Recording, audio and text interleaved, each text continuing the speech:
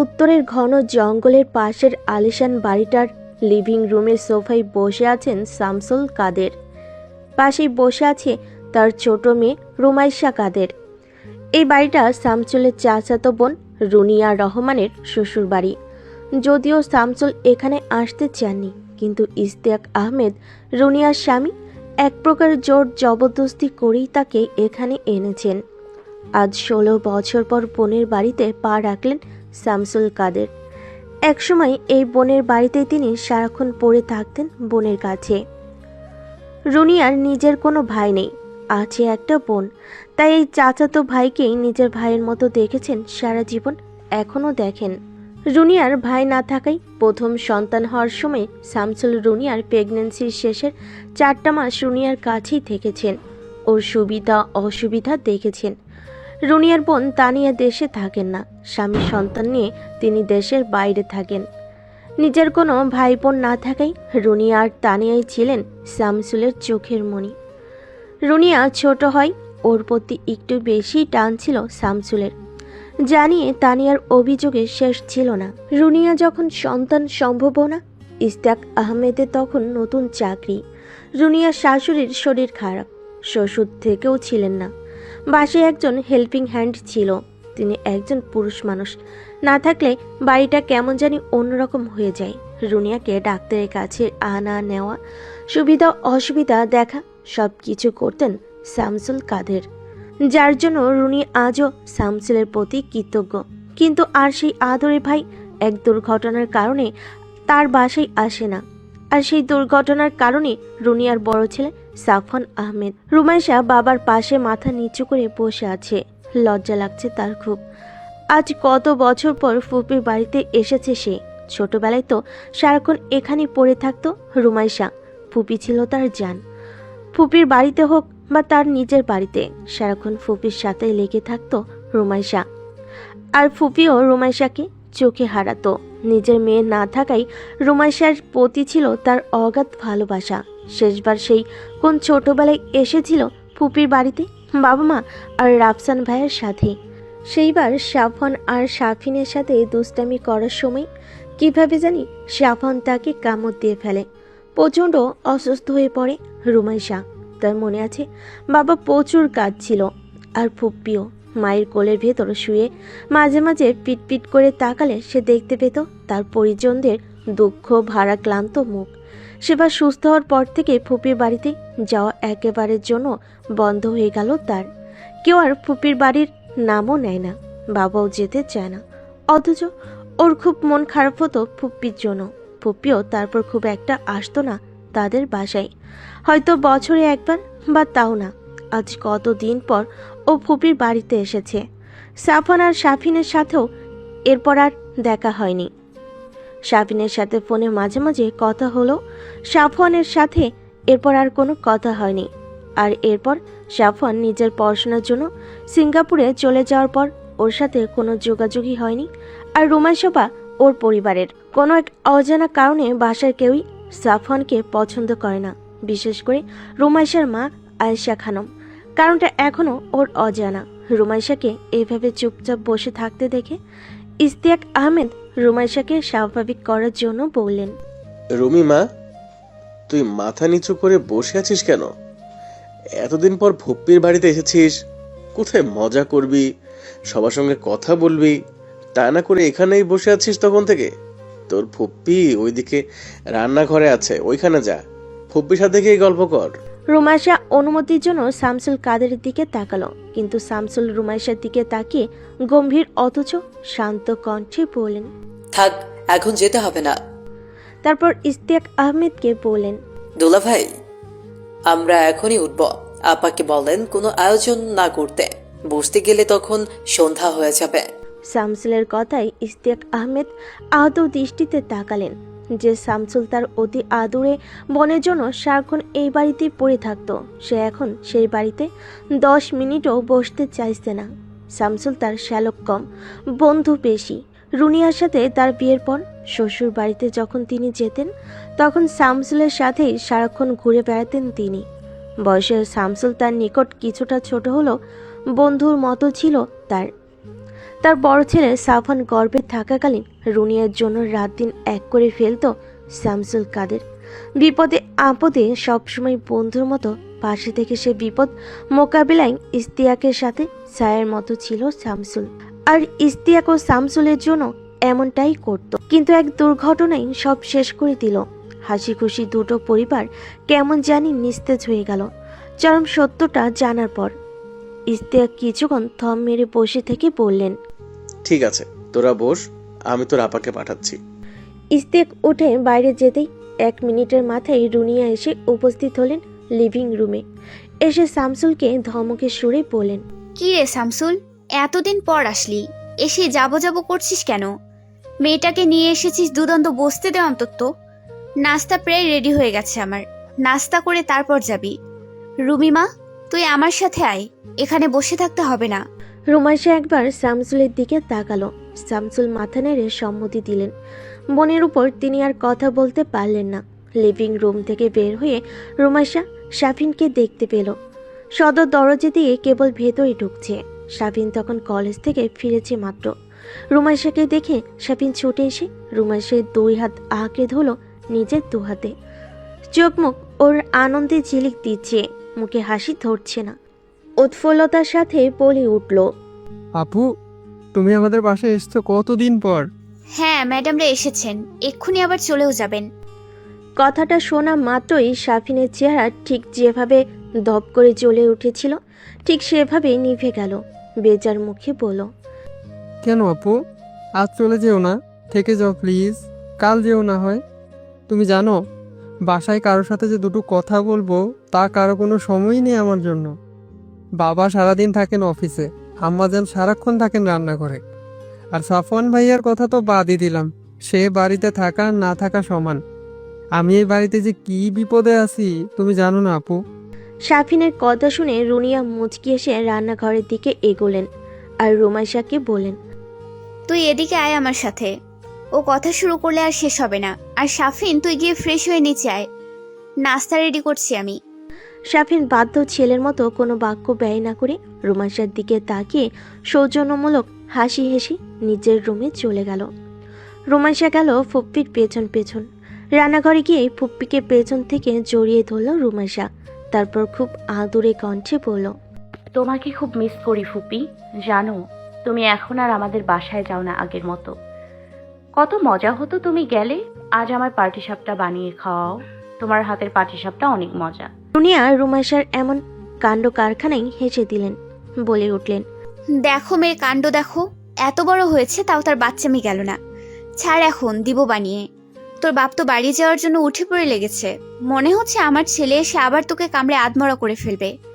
আমার ছেলে কি এখনো ছোট আছে? রুমাইশার এবার সাফনের কথা মনে পড়ল। রুনিয়াকে জিজ্ঞেস করলো, আসলেই তো, সাফওয়ান ভাইয়াকে তো কোথাও দেখলাম না। ভাইয়া কোথায়? প্রতি উত্তরে রুনিয়া চুপ করে রইল। রুনিয়াকে চুপ থাকতে দেখে রুমাইশা আবারও জিজ্ঞেস করলো, আচ্ছা ফুপি, সাফওয়ান ভাইয়া আমাকে কামড়ে দিয়েছিল তো কি হয়েছিল? আমি এত অসুস্থ ছিলাম কেন? আমার মনে নেই স্পষ্ট। মা বা বাবাকে জিজ্ঞেস করলেও কিছু বলতে চায় না। রাফসান ভাইয়াও না। আমাকে তো ছোটবেলায় রাফসান ভাইয়াও কত কামড়ে দিয়েছে। কই, তখন তো আমার কিছু হয়নি, কেউ কিছু বলেও নি ভাইয়াকে। তাহলে সাফওয়ান ভাইয়া কামড়ে দিলে সবাই এরকম করলো কেন? রুনিয়ার চোখের কোণ চিকচিক করে উঠল। কি যেন বলতে গিয়েও গলা আটকে গেল তার। কণ্ঠ কেমন যেন ভারী হয়ে আসছে। নিজেকে একটু স্বাভাবিক করে নিয়ে রুনিয়া পাশে থাকা নাস্তার ট্রেটা দেখিয়ে বলল, এইটা নিয়ে লিভিং রুমে যা, আমি আসছি। রুমাইশা বুঝলো তার কথায় ফুপ্পির মন খারাপ হয়েছে, কিন্তু কেন হয়েছে তা বুঝলো না রুমাইশা। অগত্যা ট্রেটা হাতে নিয়ে লিভিং রুমের দিকে এগোলো। কিন্তু লিভিং রুমে ঢোকার আগ মুহূর্তে ও এমন কিছু কথা ওর কানে এলো যা ও ভাবতেও পারেনি। লিভিং রুমে ঢোকার আগ মুহূর্তে বাবা ও ফুপ্পার কিছু কথা কানে এলো রুমাইশার। ফুপ্পা থেমে থেমে বলছেন, দেখ শামসুল, ছেলে আমার আজও অপরাধ বোধে ভোগে। ওই ঘটনার পর থেকে ও নিজেকে সবার থেকে গুটিয়ে নিয়েছে। দেশে আসার পর থেকে ও চিলেকোঠার রুমটাতেই থাকে, নিচেও আসে না। ওর মা ওর 3 বেলার খাবার দিয়ে আসে, কিন্তু ওর মাও ওকে চোখের দেখা দেখেনি কতকাল। তার কোনো হিসাব নেই। রুনিয়ার সামনেও আসে না ও। ওই ঘটনায় আমরা যতটা না অবাক হয়েছি, তার থেকেও বেশি অবাক হয়েছে সাফওয়ান।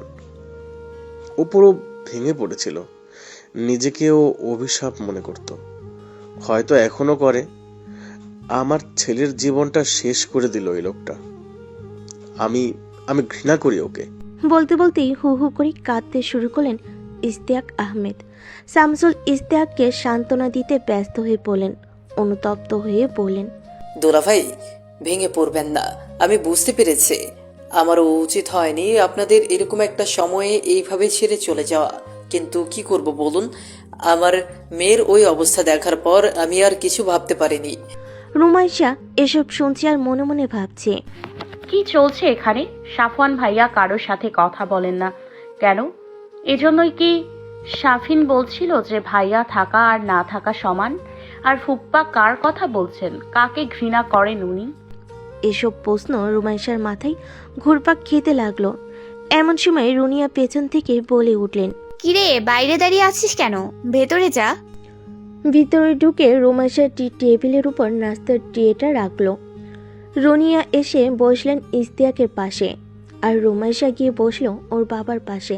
কি খবর ওদিকের? ভাবি কেমন আছে? খবর সব ভালো, তোর ভাবিও ভালো আছে আলহামদুলিল্লাহ। রুমির সেকেন্ড ইয়ারের পরীক্ষা শুরু হবে সামনের মাসে, তাই ম্যাচ দেখতে এসেছি। রুমও বুকিং দিয়ে এসেছি।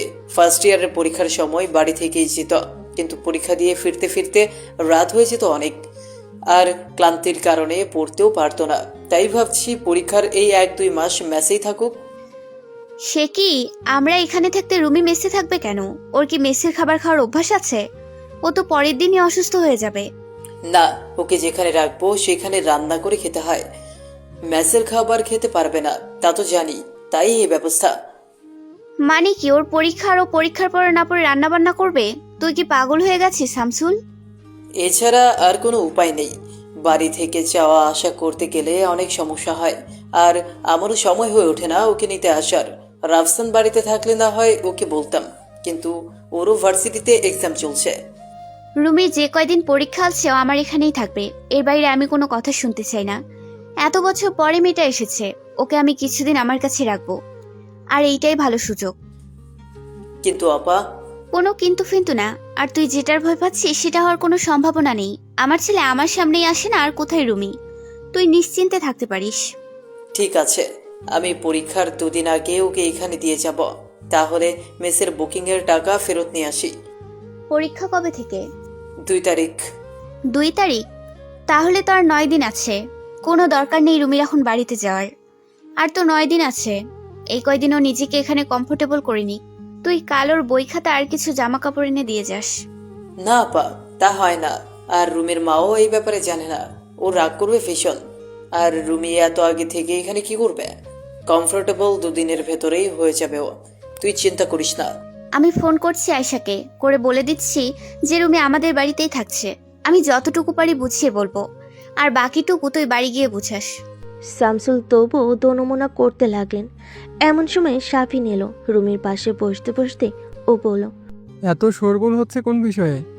রুনিয়া শাফিনকে বললেন পুরো ঘটনা। শাফিনের মুখ আনন্দে ঝিলিক দিয়ে উঠল। ও রুমাইশার পাশ থেকে উঠে শামসুলের পাশে গিয়ে বসলো। এবার বসে শামসুলের হাত ধরে বলল, মামা, রাজি হয়ে যাও না প্লিজ। মামিকে রাজি করার দায়িত্ব আমার আর মায়ের, আর তুমি রাজি হলে মামিও রাজি। রাজি হয়ে যাও মামা, প্লিজ প্লিজ। এবার ইশতিয়াক আহমেদও এই কাজে অংশ নিলেন। তিনজনে মিলেই শামসুলকে রাজি হওয়ার জন্য পিড়াপিড়ি করতে লাগলেন। এমন সময় শামসুল বলেন, আচ্ছা, রুমি যা বলবে তাই হবে। রুমি মা, তুই কি চাস বল? তুই থাকতে চাইলে থাকবি, যেতে চাইলে যাবি, তোর কথাই শেষ কথা। সবাই রুমির দিকে তাকিয়ে রইল উত্তরের আশায়। সবার অগোচরে শাফিন রুমিকে চোখ টিপ মেরে ইশারা করলো থেকে যাওয়ার জন্য। রুমি মুখে কিছু বলল না, উঠে গিয়ে ফুপির পাশে বসে পড়ল। সবার মুখে ঝরঝরে হাসি ফুটে উঠল। শাফিন 2 হাত মুষ্টিবদ্ধ করে উপরে উঠে আবার নিচে নামালো। শামসুল কাদের বলেন, ঠিক আছে, মেয়ে যখন বলেছে তখন আর কি করার। আমি কাল ওর জিনিসপত্র দিয়ে যাব। এখন আমি উঠি। সাবধানে থাকিস মা। আর রুনিয়াকে বললেন, আমার মেয়েকে দেখে রাখিস, ওকে কিন্তু তোর ভরসাতেই রেখে যাচ্ছে।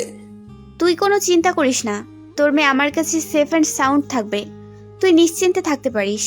শামসুল কাদের মেয়ের দিকে আরেকবার তাকিয়ে গেটের দিকে এগোলেন বাড়িতে ফেরার জন্য।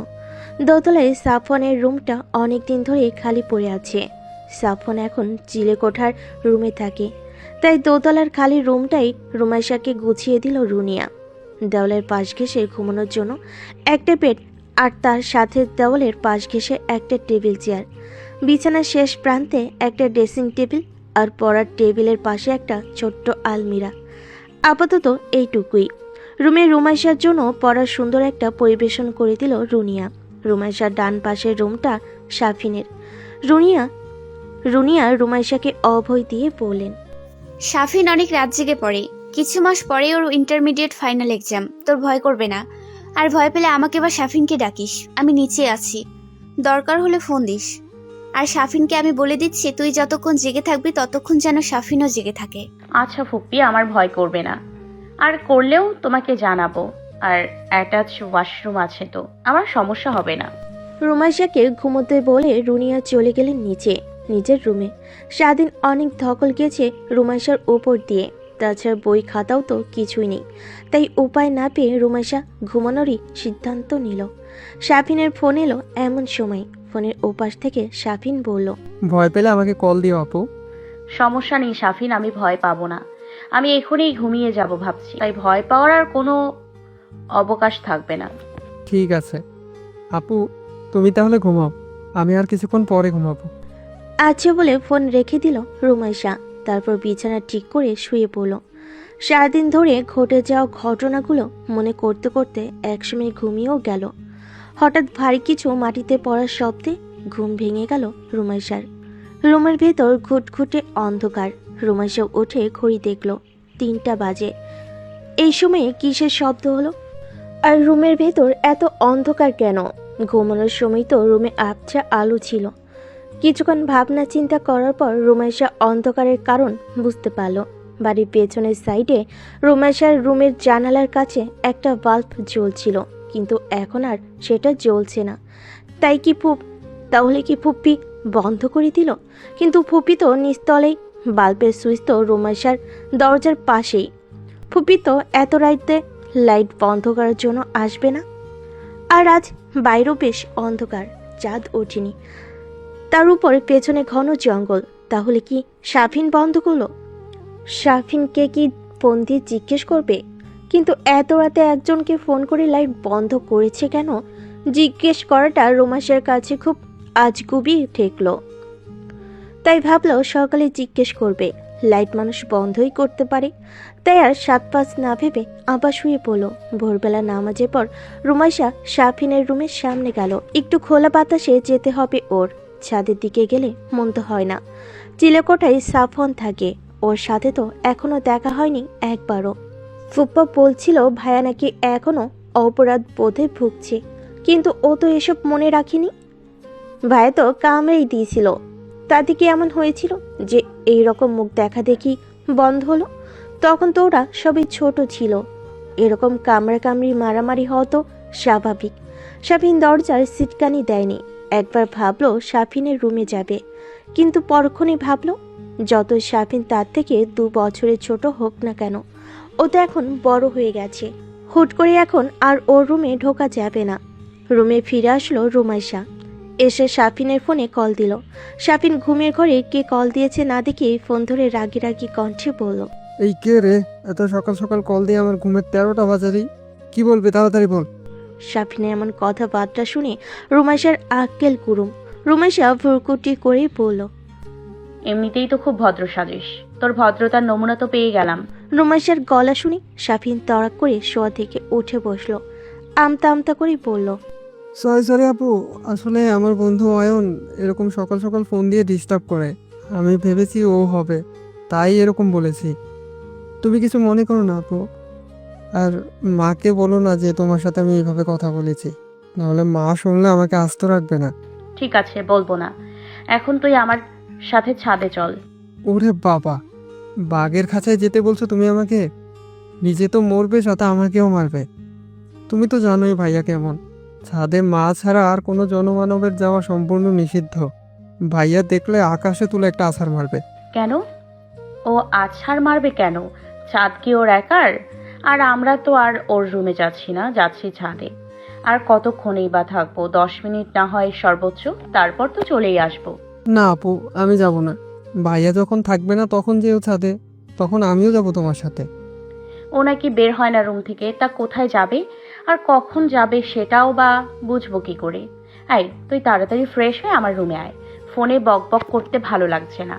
যথাজ্ঞা মহারানী, আমি 5 মিনিটের ভেতর আপনার রুমে আসছি।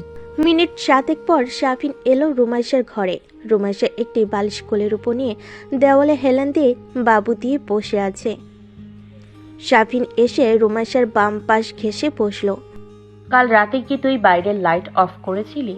কই না তো, আমি লাইট অফ করিনি। এই লাইট মাঝে মাঝে আমিও দেখি শেষ রাতের দিকে অফ থাকে। আম্মুকে জিজ্ঞেস করেছিলাম যে আম্মু বন্ধ করে কিনা, কিন্তু বলল যে করে না। তবে আম্মু বলেছিল সাফওয়ান ভাইয়া করতে পারে। ও হ্যাঁ, বল এইবার। সাফওয়ান ভাইয়া কোথায় যায় আর কখন যায়? আর বাড়িতে কি হচ্ছে সেগুলো বল। ফুপ্পি, ফুপ্পা, আপু সবার কথাবার্তা আমার কাছে মোটেও সুবিধা লাগছে না।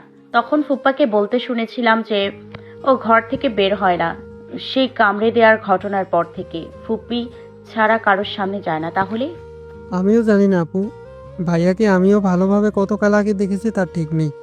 আম্মু তো আমাকে সাফ সাফ মানা করে দিয়েছে ছাদে যেতে। আর আমি একবার গিয়েছিলাম তার মানা করা সত্ত্বেও। ভাইয়া সেই আকারে ধমক দিয়েছিল। তারপরে আম্মু কেলানি দিয়েছিল। তারপর থেকে আর যাই না, ভাইয়া বাসায় না থাকলে যাই। কিন্তু সাফওয়ান ভাইয়া যায় কোথায়? ও, তুমি তো জানোই না, ভাইয়া তো কলেজের বোটানি বিভাগের লেকচারার। কিন্তু ভাইয়া বাসায় থেকে অনলাইনে ক্লাস নেয়। ভাইয়া কলেজে গিয়ে ক্লাস নেয় না। খুব প্রয়োজন হলে তখনই ভাইয়া কলেজে যায়। সানগ্লাস চোখে দিয়ে, মুখে মাস্ক পরে, হাতে গ্লাভস পরে। তাতেই আমার ভাইয়ের উপর মেয়েরা হুমড়ি খেয়ে পড়ে, চেহারা না দেখেও। আর চেহারা দেখলে তো অজ্ঞান হয়ে পড়তো। জানোই তো, আনমেরিড টিচার থাকলে মেয়েরা কি করে। আজাইরা কথা বাদ দে, কাজের কথা বল। ভাইয়া তো শুনেছি সিঙ্গাপুরে এনইউএস এর পড়তো, তা এখানে এলো কেন? ওখানেই তো জবরদস্ত একটা জব পেয়েছে তো। আমিও তো জানতাম তাই।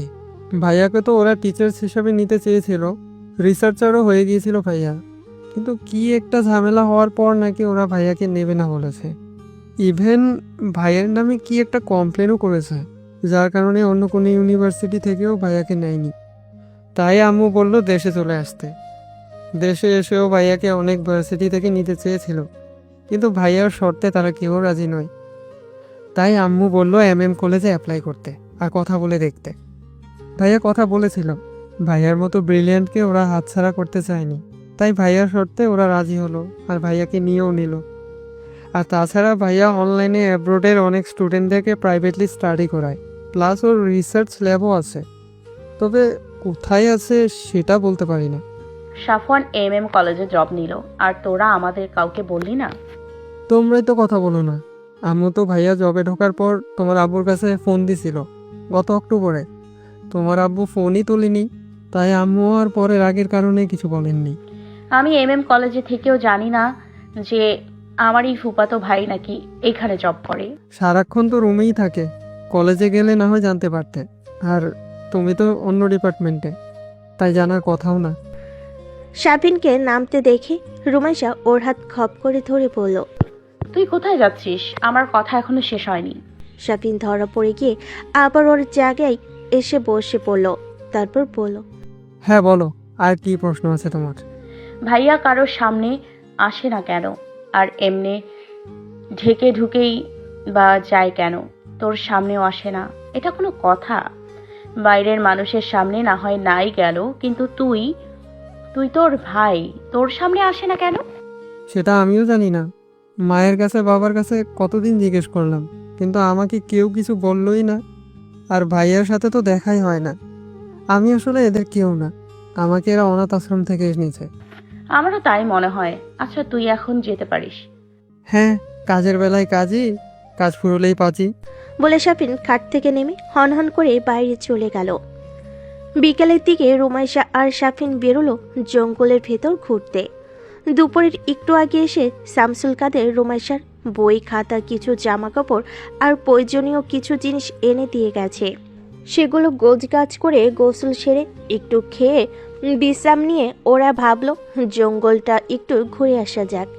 রুমাইশা মনে পড়লো ছোট্টবেলায় রুমাইশারা যখন আসতো ওরা তিনজন মিলে জঙ্গলে ঘুরতে যেত। রুমাইশা, রাফসান আর সাফওয়ান। সাফিন তখন অনেক ছোট, তাই ওকে আর নেওয়া হতো না। তিনজনে মিলে জঙ্গলে কিছুটা গভীরে যেত। সেখানে একটা ডোবা আছে, তার পানি অনেক স্বচ্ছ। এই ডোবায় লাল শাপলা ফুটতো। রুমেশে শুধু ফুল নিতে চাইতো। শাপলার গোড়ায় অনেক সময় সাপ পেঁচিয়ে থাকে, তাই রাফসানের খুব ভয় লাগতো ফুল তুলতে। কিন্তু সাফওয়ান ছিল অনেক সাহসী, আর সব থেকে বয়সে বড় হয় ওর উপরে ছিল আবদার পূরণের ভার। সাফিন আর রুমাইশা হাঁটতে হাঁটতে সেই ডোবার কাছে এসে পৌঁছালো। জঙ্গলটা যেন আগের থেকে আরো বেশি ঘন হয়েছে। চারিদিক লতা পাতা আর ছোট ছোট গুল্ম জাতীয় উদ্ভিদ দিয়ে পরিপূর্ণ। ডোবার চারপাশে নানা রকম জংলি ফুল ফুটে আছে। সাফিন জিজ্ঞেস করলো আর সামনে এগোবে কিনা। রুমাইশা এগুতে চাইলো আর একটু, বলো, চল আরেকটু যাই। কতদিন পর এই জঙ্গলে এসেছি, আবার কতদিন পর আসবো তার ঠিক নেই। সাফিনও সম্মতি জানালো। কিছু দূর এগোনোর পর ওরা কিছুটা ফাঁকা জায়গা দেখতে পেল। ওইখানে লতা পাতার পরিমাণ অন্য জায়গার তুলনায় অনেক কম। ঘাসও উঠে গেছে অনেক জায়গা থেকে। মনে হচ্ছে এখানে নিয়মিত কেউ আসে বা থাকে। ব্যাপারটা ওদের দুজনের কাছে খুবই অদ্ভুত ঠেকলো। তাছাড়া আশপাশটাও কেমন গা ছমছমে, খুব নির্জন। হঠাৎ করে এক ঝটকা শীতল বাতাস বয়ে গেল ওদের উপর দিয়ে। সাফিনের গায়ের পশম দাঁড়িয়ে গেল যেন।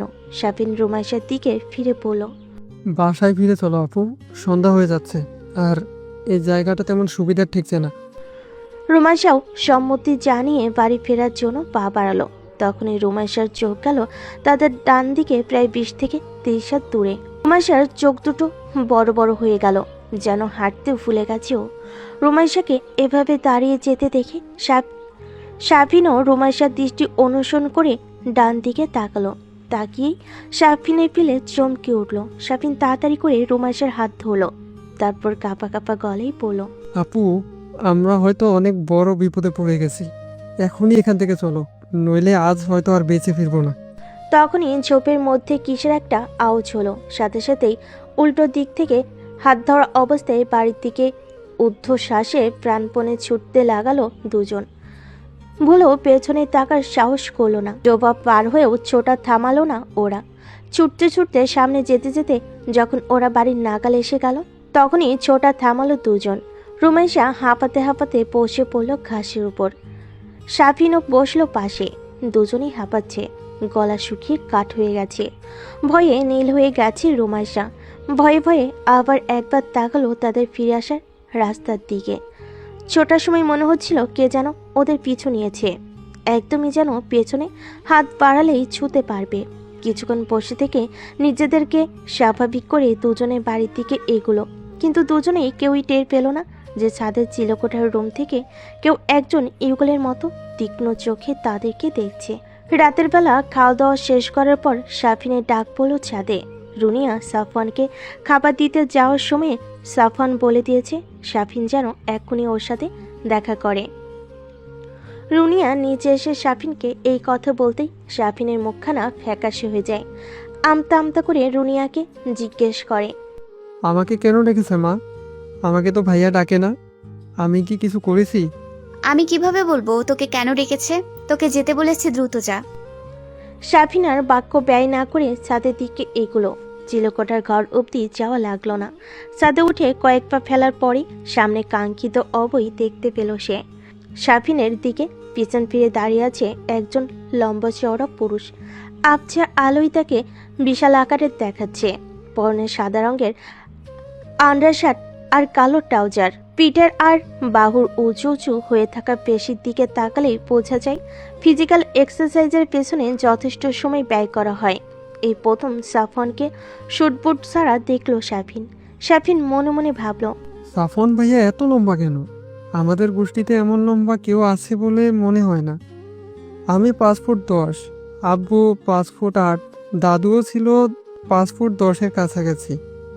আর সাফওয়ান ভাইয়া, সে এক ধাক্কায় 6 ফুট 4। কার মতো যে হয়েছে আল্লাহ মালুম। সাফিনের ভাবনায় ছেদ পড়ল এক গম্ভীর ভরাট পৌশালী কণ্ঠে।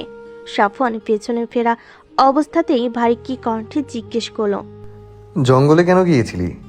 একটু ঘুরতে গিয়েছিলাম। রুমি আপু বলছিল যে জঙ্গলের দিকে একটু ঘুরতে যাবে, অনেকদিন যায়নি তাই। ফেরার সময় ছুটছিলি কেন? ভাইয়া আর বলো না, জঙ্গলের ভেতরে যে ডোবা আছে তার থেকে কিছুটা সামনে গিয়েছিলাম আমরা, কিন্তু ওখানে গিয়ে জঙ্গল কেমন যেন খুব হালকা মনে হচ্ছিল, যেন সেখানে কেউ বা কিছু যাওয়া আসা করে অনেক বা থাকে।